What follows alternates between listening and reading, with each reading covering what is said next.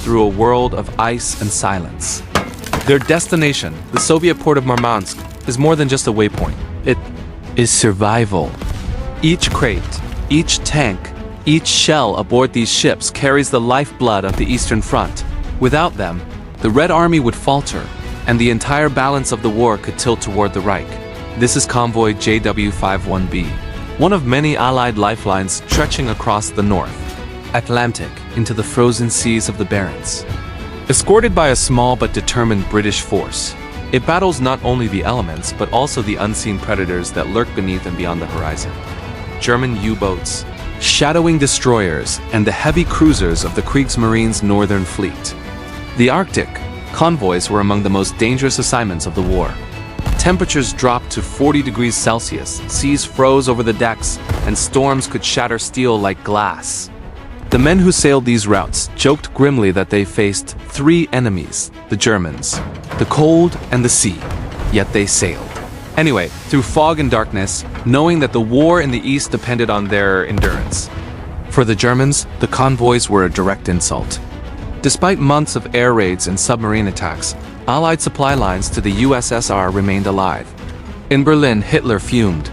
His northern fleet, anchored in Norway, was supposed to dominate these waters. Instead, it had done little since the early days of the war. High Command believed that a decisive victory against a convoy could restore the reputation of the Kriegsmarines, surface fleet, and perhaps even shift the tide of war at sea.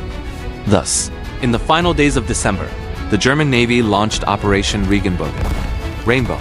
The plan was simple: intercept and annihilate convoy JW51B before it reached Soviet waters. Two heavy cruisers, Admiral Hipper and Lutze, supported by 6 destroyers, would crush the escorting British force and send the merchant ships to the bottom. But the plan was built on arrogance and misjudgment. German intelligence underestimated the convoy's escorts, believing them to be a handful of outdated destroyers.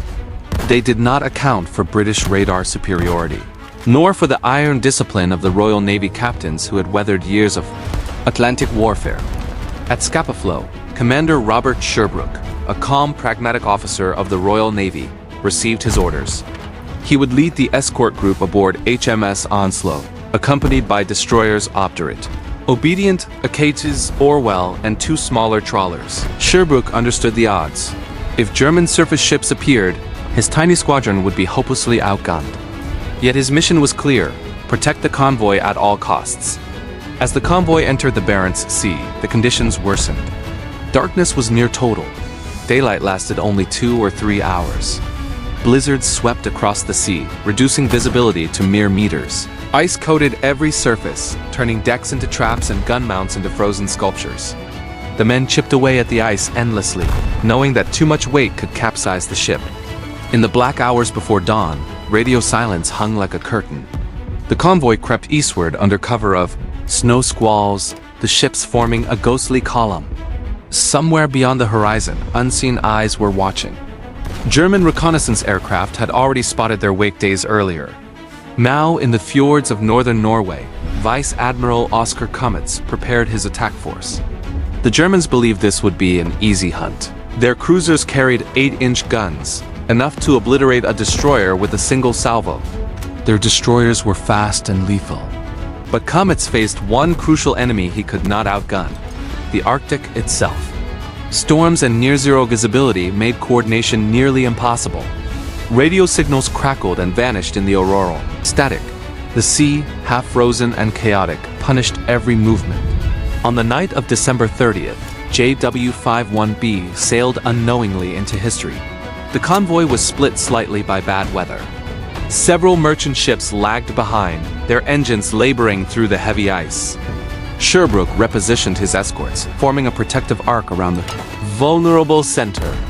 He had no idea that beyond the blinding white, 2 German cruisers were bearing down on them. As midnight faded into the final day of 1942, the Arctic was too quiet. The men on deck could hear nothing but the hiss of wind and the groan of the ice. Then, far off, a flash of light. Not lightning, but the first muzzle flare of a German gun testing its range. The Battle of the Barents Sea was about to begin.